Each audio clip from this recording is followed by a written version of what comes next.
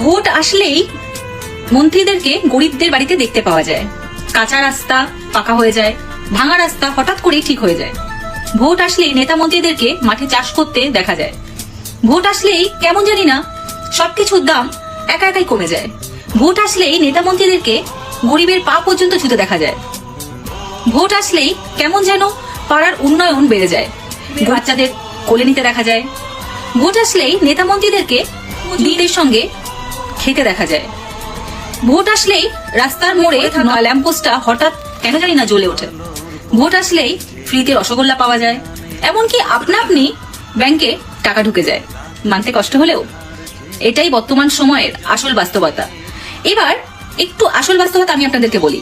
ভোটের সময় নেতা মন্ত্রীদের এতটুকু ক্ষতি হয় না, বিশ্বাস করুন। যদি কারো তাহলে সেটা হলো সাধারণ মানুষের।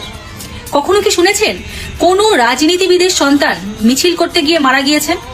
কিন্তু এই কথা নিশ্চয়ই কোন সাধারণ পাবলিক মিছিল করতে গিয়ে মারা গেছে।